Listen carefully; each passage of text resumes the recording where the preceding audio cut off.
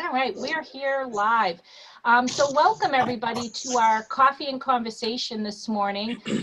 We've got a group of about 9 here this morning to hear a little bit from our new superintendent. Looking forward to hearing a little bit about your vision for the Pelham schools. And, you know, I know for me, from what I hear from folks, not just the folks here, but from folks in general, the biggest concern obviously is how that's going to impact their tax dollars, because our seniors are on a limited budget. So they're always looking to weigh really what you see as really your important things and the things that you see our community needing within the school system to keep it an #1 school systems, because as we know, that helps property values.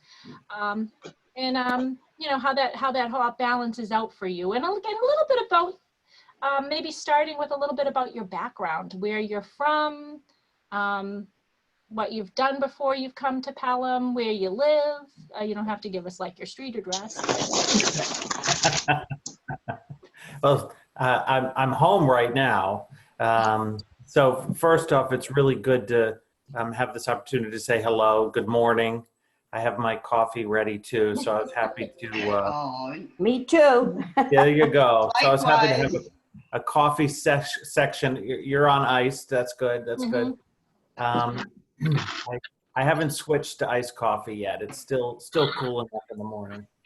But I'm so excited. And when Sarah and I first talked about an opportunity to meet this group and to begin to get to know the senior community in Pelham, I thought this was a perfect opportunity for me, because one thing that I am very sure of, I've been in school administration for 20 years, and I'm very sure that good school systems are thinking about everyone in the community. Certainly, it's obvious we're going to be thinking about parents and students, but both grandparents and seniors in the community who perhaps don't even have kids in the system, we need to be thinking about you too, because especially in New Hampshire, the whole thing, well, 90% of our system operates because of the property tax paid by homeowners, property owners in town.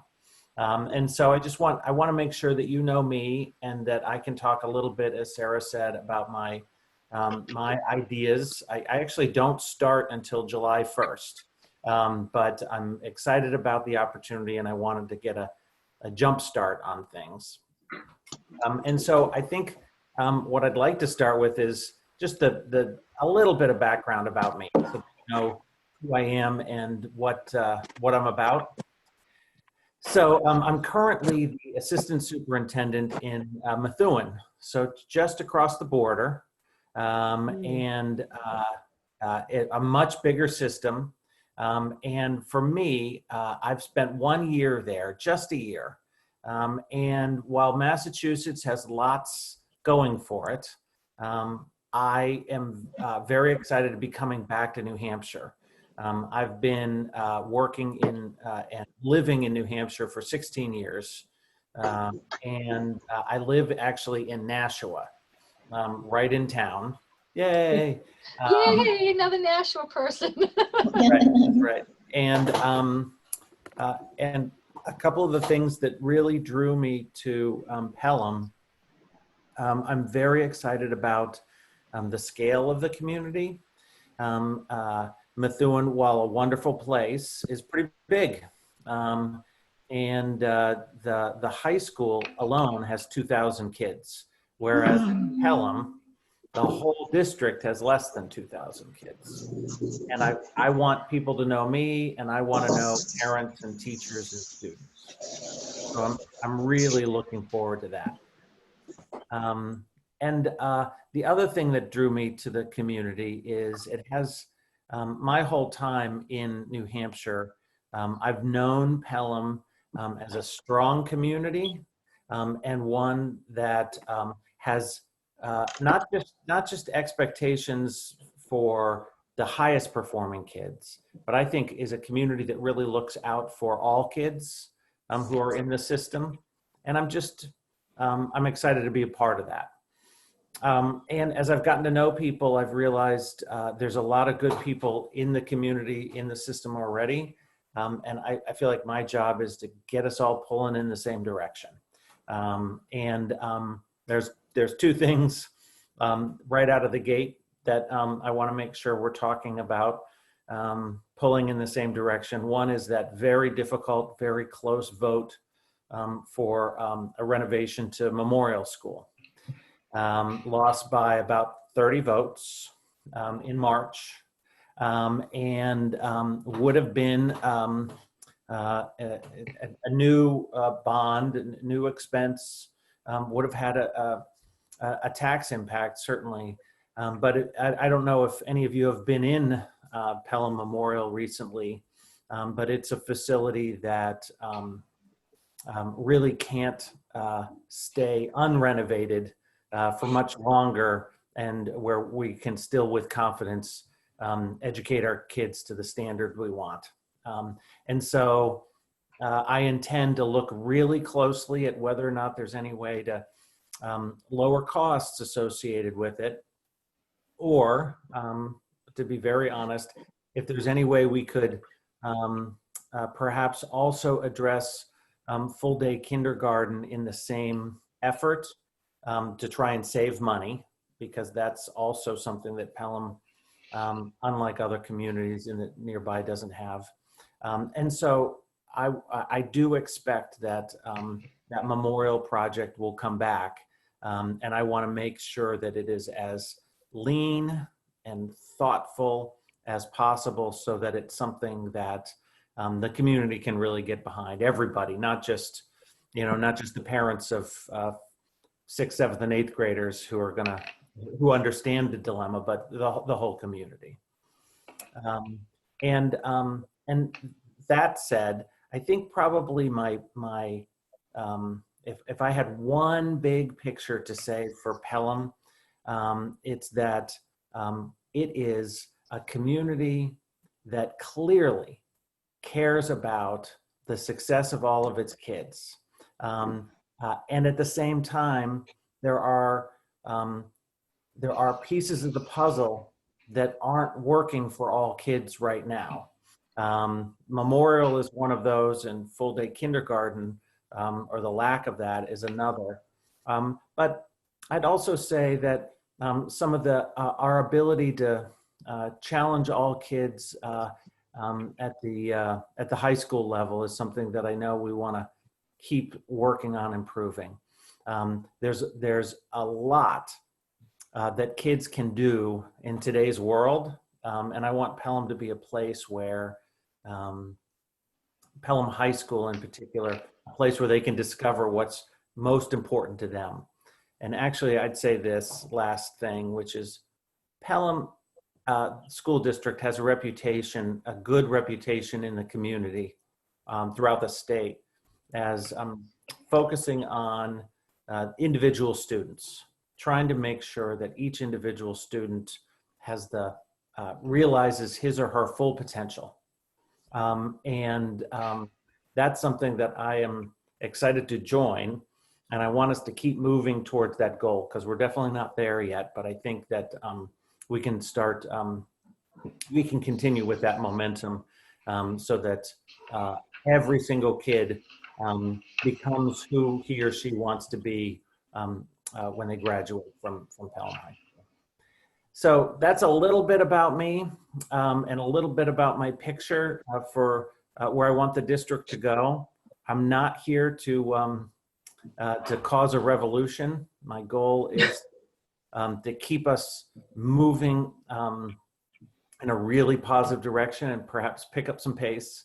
But I think it's way more interesting. These things are way more interesting if I stop now and just let you ask questions, because I don't know what's in your head, and I'm sure there's things that you're curious about, either about me in particular, about my picture for the district, and I'll do my best to answer. And if I don't, I'll find out an answer and I'll get it back to Sarah. Great, great. Thank you, Chip. Yeah. Do you have how about questions for Chip? Does anyone have some questions while he was talking, or interest in learning a little bit more? What is your, anybody have any questions? Because I have a few, but I'd like to hear Connie. Connie has a question. Connie's got one. You need to unmute, Connie. We can't hear you. How are you going to handle the substitutes? Substitutes. You mean trying to get substitutes? Well, I know they're still calling me every day. I do in Wyndham, and I have diabetes and I'm over 60, so I haven't been going in, and it's, you know, the machine. So I keep thinking, well, what would I do? Because it's all virtual. I don't know what they're calling for, and I think next year, what's going to be for substitutes? Yeah. So it's a great question, Connie. I didn't address it out of the gate, but I tell you what, since March 13th, school has been completely different. Just like this meeting is completely different. If I had my own way, right now we'd be sitting around an actual physical table, having coffee in the same room, but we're not allowed to do that right now. And that's the same with schools. The role of substitutes is as odd and different as it is for the role of teachers now, which is substitutes have daily responsibilities, and a lot of it's driven by technology.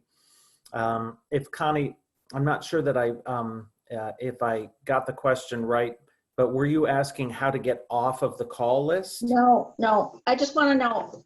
I know it'll be different, and I'm just curious how they're going to handle, I guess, the whole process, but especially for subs next year. And that might not even be planned out yet. Yeah. So, you read that exactly right. It's not planned out yet, but I can tell you a couple things that we do know. The state of New Hampshire has a task force put together, and I'm hoping that report about restarting schools will be made available right away in July when I start. At the same time, I am not going to put all my eggs in that basket, and we've already started planning ourselves because let's face it, we know what the basic variables are. We know that schools are closed now because of COVID. And we know that a worst case scenario is we'll need to be still closed when school starts again in the fall. And if we are reopening, there's going to be certain criteria. And exactly what that criteria is, I'm going to leave that to the state health officials. They tell us what the criteria is. But I also know that other places that have reopened have had kind of two intermediate levels. So there's closed, remote learning, I call it. Then the next level is going to be limited. And that means some kids come back, but not all kids. And it's clear nationally and actually internationally too, that the kids who you want to have back first are going to be the ones who most need face-to-face education. And that means youngest kids. And it also means, oops, I lost Connie. That's all right. Youngest kids and fragile kids, kids with learning disabilities, kids with multiple disabilities. And then if we're able to get that back to a routine, the next stage is going to be what I'm calling partial reopening, or on some sort of rotation. It might look like Monday, Tuesday with half the students, Wednesday to clean the building, Thursday, Friday with the other half of the students, and then the weekend to clean the building again. And when students aren't in school, they'd be doing something remote like they're doing now. And we're developing models for that. I don't know exactly what it's going to look like. And I appreciate Connie understanding that, because it's tiring for everybody not knowing. But we're starting to put those plans together for Pelham in a way that will work for our community. You know, how is it going to work with buses and classrooms and subs? How's it going to work for high school versus middle school versus the little ones. There's just, the number of questions is really staggering. Yeah. And of course, maybe something will happen and August 15th, we'll get a message from the governor that says, all clear, right back to it. And wouldn't that be great? I can dream. I can dream. Connie, I think you're still on mute. Connie? I think Connie was trying to say something. You have to unmute. Can you We're unmute, working on it. Connie? No. There she is. Sorry about that. Did you want to add anything, Connie? Oh, thank you. And I know it's just everything's up in the air. You know, it's nothing's definite ever. You know, but like right now when they call me, I think, well, Amazing. what would I do? You know, are they getting subs to be online? You know, it's like because it's a machine, I can't ask, well, what are you calling me for? You know. Yeah. Thank you. Yeah. Thanks for the question. So the other Connie Case. You gave us the 3 steps. Is that Pelham that's been working on it, or is that at the state level that are those suggestions of the closed and some go back? And how, I know that the youngsters who are handicapped are the ones who are going to in step 2. But nationally, it seems as if many of the children have lost about 6 months, perhaps because they don't have computers and the like. So would you be assessing those youngsters as well to come back early? Those are just, Yeah, so go ahead. it's a great question, Connie, because this has been the strangest period of time in my professional career. Yeah. And in some ways the most difficult because it points out the disparity in our education systems between people with families with resources and time to spare and families that don't have that. The first question you asked was, whose steps are those? So we're working on those. Pelham is working on those steps, the ones I just pointed out here. Yeah. And that's because the plan from the state isn't available yet, but we don't have time to wait. And so I'm just making a best guess. Other countries have done it this way. Other school systems across this country have done it this way. So I told the team, let's plan for this, and then we'll just adjust to how New Hampshire does it a little differently, because New Hampshire always does things a little differently. I'll also tell you that one of the wonderful things about Pelham is that from a technology point of view, while we're not perfect, we have much better ability to give families access to technology, you know, these sorts of meetings, and an inexpensive laptop called a Chromebook. Those we've really done a good job making sure families have those. It's not perfect, but so those gaps are less here, and we're just very fortunate. Coming from Methuen, those gaps are very wide, and we're working in Methuen hard to keep them from growing bigger, but they're very wide. The students that come back in Methuen might be a different population than what we do here in Pelham.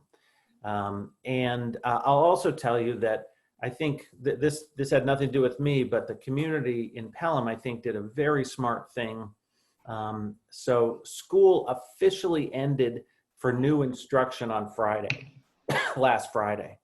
But this week and next week are all makeup time for students who haven't met the standards yet. And so that means that we have a chance for those kids to, some of those gaps to close, to again close those gaps. And I was really proud of the community for making that decision, the school board and the administration. That was smart. I had nothing to do with it, but I thought it was a really smart move. How were they doing that makeup time? And was that based on the homework that they were sending back to the school at the end of the week? That's right. That's right. And their grades up through the third quarter, plus the work that they were doing from home. And if they weren't passing as of Friday, actually, I mean, we told them earlier, but we said, you need to be reporting in next week and the week after to do some extra work. Not particularly popular, but it was very motivating for some kids who weren't getting their work done. Yeah. And I'm all for that. Do they have a guesstimate of how many students are involved in that extra 2 weeks? Well, there's two questions. How many qualified or are supposed to be there? And then how many actually show up, because that's very new this year that we've never done it.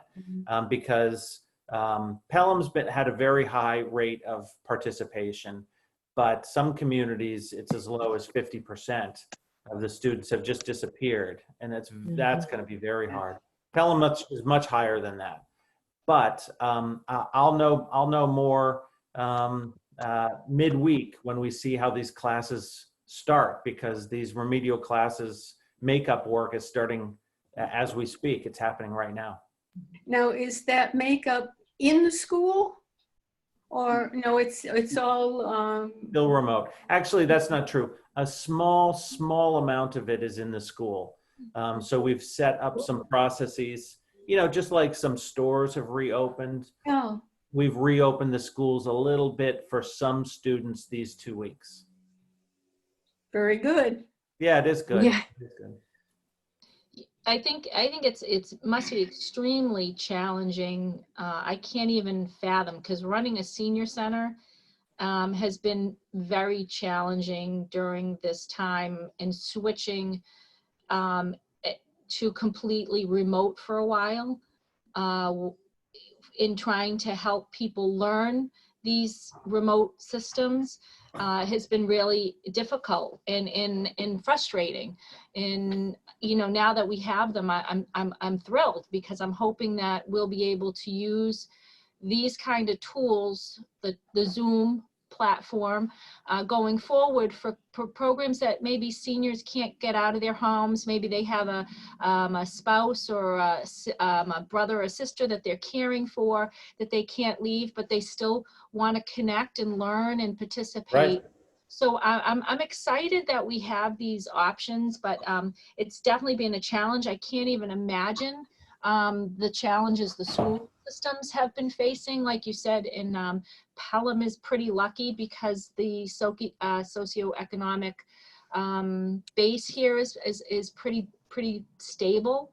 Unlike Methuen or Nashua, where you're dealing with a lot of very difficult, I think, more situations. So I commend you guys. I can't even imagine. I had a quick question though, back kind of to the school and kind of your plan outside of COVID. So in a world when COVID is finally gone and we have a vaccine and we are moving, like, kind of bouncing forward a little bit. I know last year I had spoken with a couple of folks from the school board, and their real concerns about the middle school. And I have been in this middle school to connect with some of the teachers and whatnot. And it is really in dire need of renovations. So I can definitely agree that. And I know last year, I think they had some tours that they were offering. Do you foresee that being something? Obviously it's going to have to be a little different. Do you think that is something that's still a possibility before the town vote? If you guys put that back on the docket, which I'm assuming will be back because it was so close, so that people really have an opportunity to get some visual, to kind of hear from folks a little bit about the problems in that school. Do you foresee that? I mean, especially with the, I guess with the COVID, how, like, get that education, how is that going to happen? How can we, is there ways that we could help as a community?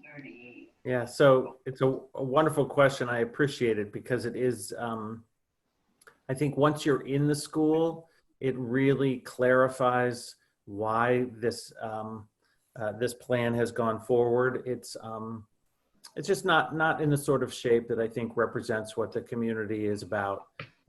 It's not just a nice to have because we want a new fancy school.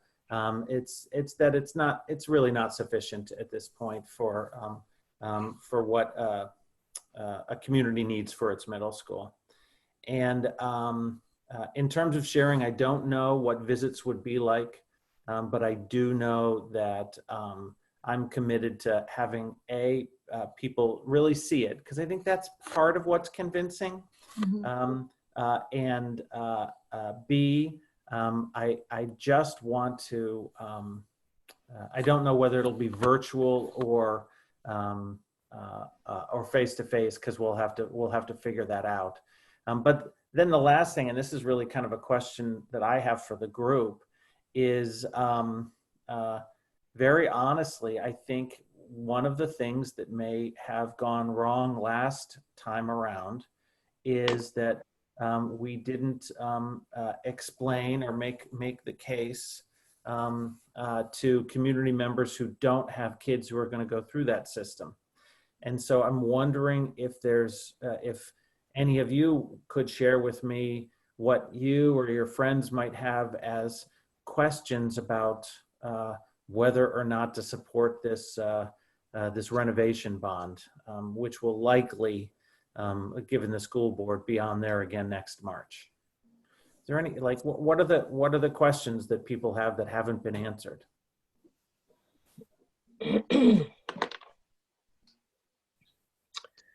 I mean, I think I think Connie had something. Yeah, I believe that this group, I was on the school board for the high school, the very first one. And oh, you were? Yes. And I think the group that made the presentation did so extremely well this time. I thought they were very comprehensive, like the tours that were offered. I wish we had a local newspaper like we used to, the Pelham Wyndham News, so that some of the seniors particularly would be able to read articles. If there would be some kind of reading material that could go out to those who don't have the internet or other electronic devices, that would help. I think that's an excellent idea. It may be even like a one-time little newspaper from the school board that could, or from the school, that would talk a little bit about, you know, what the renovation is going to be, the cost, you know, what the vision, it kind of have that in there, that, but nothing too overwhelming, because I see that sometimes people get things in the mail and then they're just overwhelmed and it gets put in the trash. But enough so that people, like articles, I agree. It's too bad we don't have a newspaper anymore. It is too bad. Such a bummer.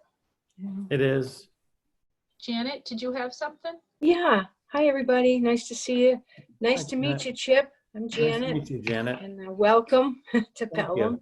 I don't have children in the school system here. I don't have any children, actually, but my niece is an educator in Massachusetts, in Chelsea, Mass, which is one of the hardest hit COVID communities. I voted, I took my opportunity to vote for or against the school. And, but since COVID-19 hit, and I've watched my niece, I've watched all the different communities, how they respond, what's happening in the schools. I have I'm a little more, no, I'm a lot more interested now in what's going to happen for these kids and for the educators. You know, Yeah. everybody's in a challenging position.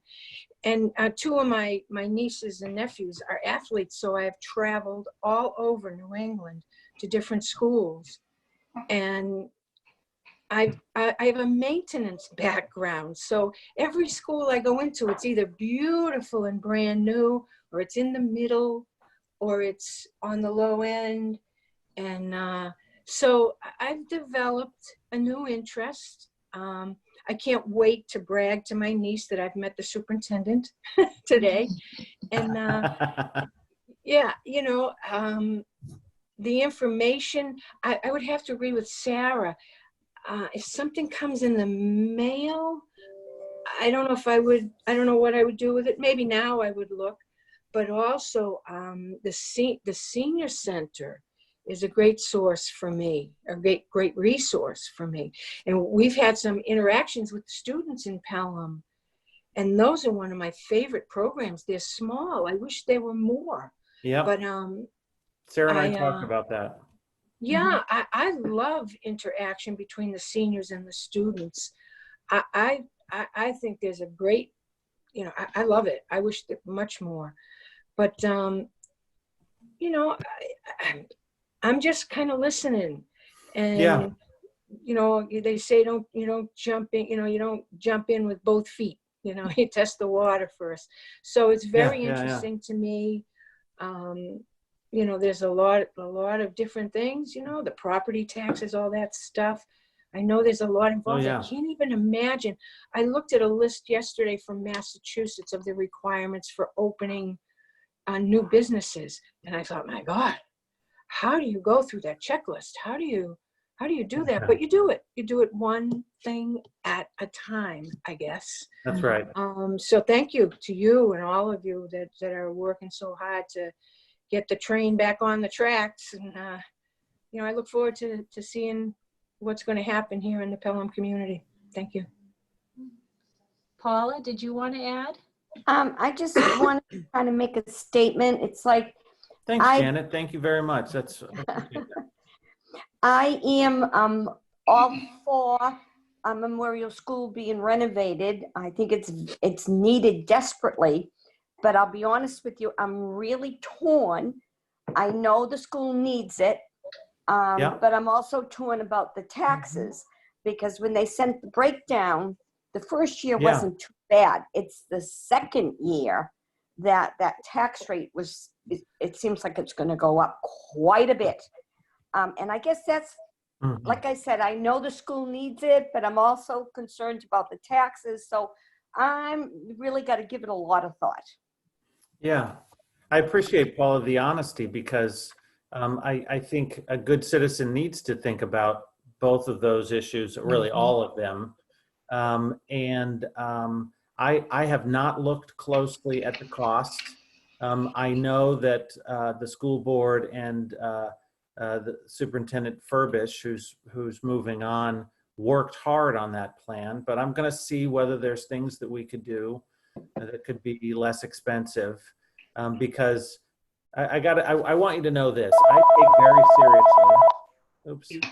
I take very seriously the fact that this whole operation, the Pelham Public School District, is funded because people who own property in town pay a pretty good chunk of money every year in order to let us do our thing.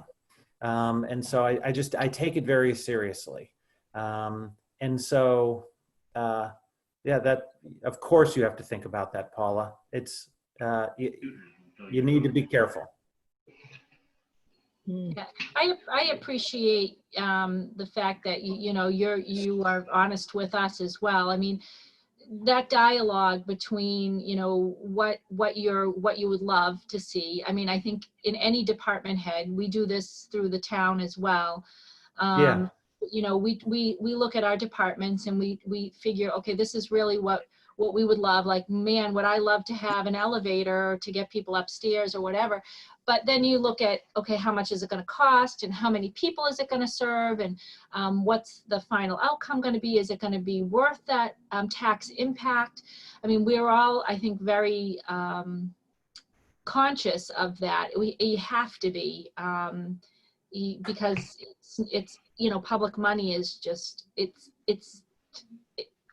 there's little of it, and with the COVID problems now and everything, makes it even more. So I mean, it's going to be a challenge, because like I said, I have been in that school, and I can imagine the teaching challenges for the teachers, as well as the learning challenges for the kids. Middle school is a very, very tough age group to teach, and they're in a very precarious place. Volatile.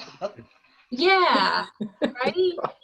So I mean, my kids are in their 20s now, but I remember vividly 6th, 7th, and 8th grade with them, and them being in school, and just the social challenges, the academic challenges, and now with everything going going online and internet, and having to be able to be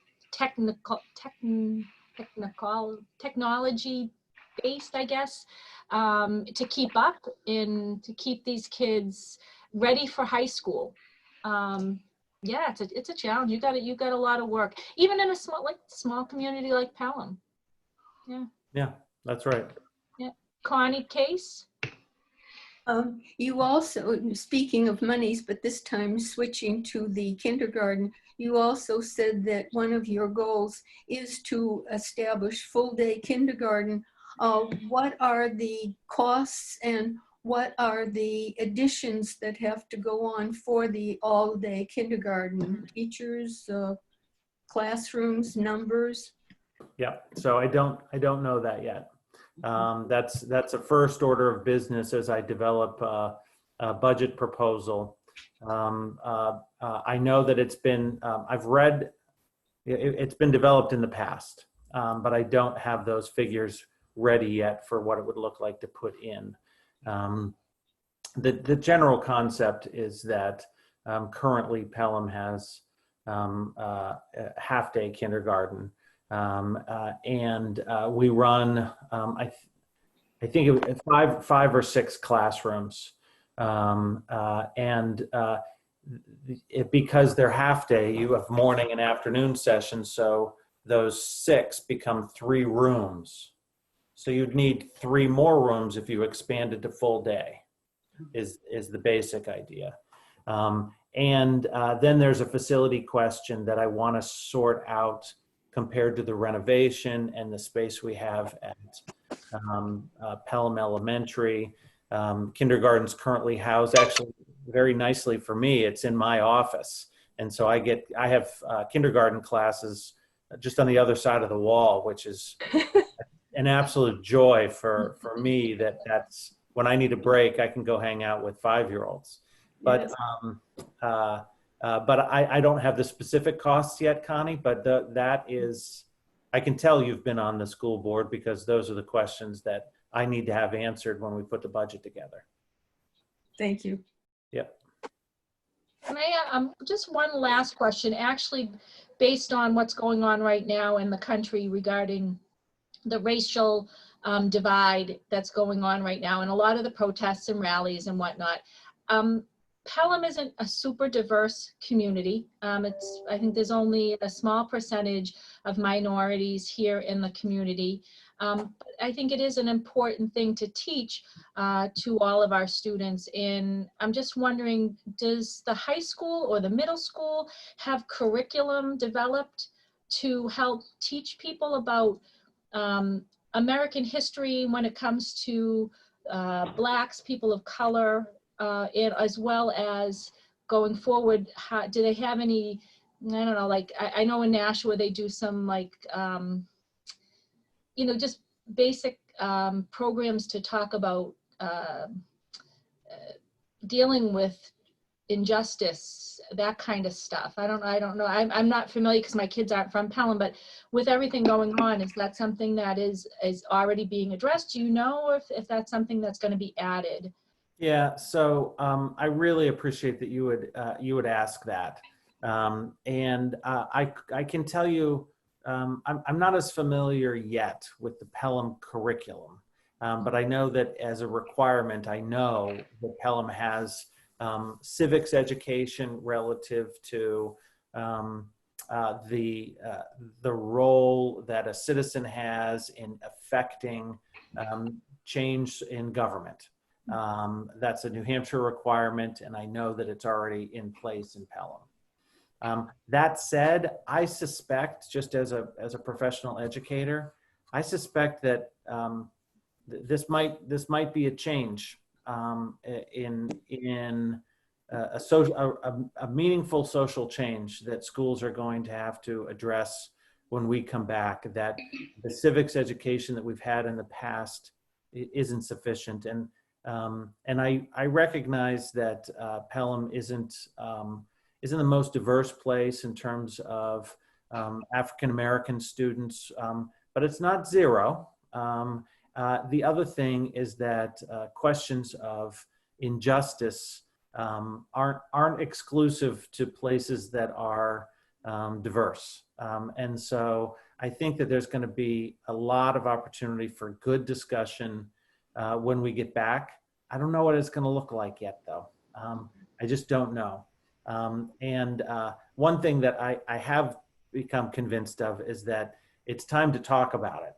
Like you brought it up, and I want to, in my role as a leader and kind of figurehead, I want to talk about it because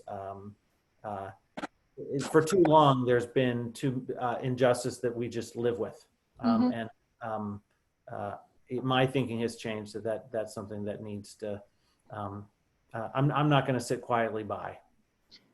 I mean, I think it's great. I think the conversation is so important that people, not just Black people, have the conversation about race Yeah. in this country. So I do think that's something that really is very, very welcomed. And I think a lot of people want to see, they may not even understand it. And it wasn't until about 5 or 6 years ago that I even understood what white privilege meant. Like it didn't even, my education, and that's when, and my kids, even in now, they graduated in 4 years ago from Nashua, and and I'll tell you, even then, and they were in Nashua in a pretty diverse school system. I know both of my kids said that what they learned about civics and history really wasn't what they learned when they were in college, and they had a kind of a rude awakening, both wow, this is what's really happened, this is really what's going on. And that's how I kind of learned with them at that time. And yeah, I think it's important that our kids learn that younger and get a better understanding of really what's going on in our communities, even outside of our little smaller communities. Yeah, and I'm glad that. One last thing on that regard is I think that Pelham has a unique opportunity because of its size, because we know each other, because I can sit here and talk with you. And I'll give you an example of where that opportunity is Pelham has a school resource officer, a police officer in the schools. And I think that human connection of a police officer who knows our students, that's a really big deal. And I'm very grateful it exists, because it's relationships. I think that's gonna help us come through this in a better place, including really good relationships between Pelham Police and the students and staff in the Pelham School District. Yeah, I agree. I think those relationships are so incredibly important, because they do. When people see people as some like a friend, someone that they trust, someone that they connect with, it's that bond, and especially between the police and the community. I think that is absolutely paramount. Yep.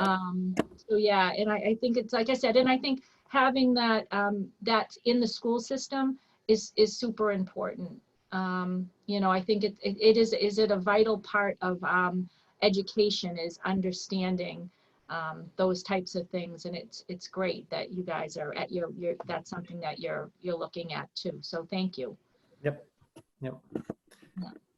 So does anyone else have any other questions? I mean, it's pretty much just about 10 o'clock. So I didn't know if anyone had anything else to add, or Thumbs up. Thanks, Janet. Yeah, Same for me. thank you, Chip, so much for joining us today. I really appreciate it.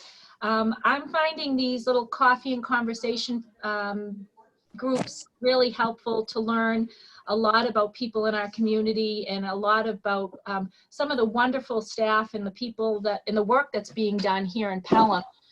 It really is. I think Pelham, the one thing you're going to find, Chip, and I found when I first started here, is Pelham is a very community-orientated town. Yep. They support each other. They connect each other. They're different than any other community in the southern New Hampshire area. At least I feel that way. I've been here for about 9 years now, and they're just a warm, welcoming, wonderful group of people that really want what's best for the community. And I think that's important, because you know, you can't have community with just one segment. You can't, you know, community isn't just about the kids. It's not just about the seniors. It's not just about the people who are working or the businesses. It's that whole picture that makes that circle work. And I think Pelham gets it. So yeah, welcome to Pelham, and Thank you, and please do invite me back.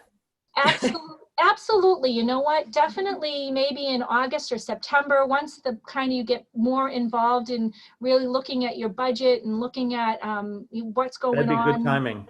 I think that would be awesome. I would love to have you back, and we can maybe even do another one of these. That would be great. That'd be great. I'd love that. Awesome. Well, everybody, I hope you all have a great week. And next week, I will see you guys next Monday. I believe we'll be back at our regular time, but I'm going to have to double check that. I know there's a Council on Aging meeting, so I may have to sign off. So all right, take care. Thank you. Bye. 22nd is the Council on Aging meeting. The 22nd. So yeah. So let me hold on one second. Thank you. Thank you very much.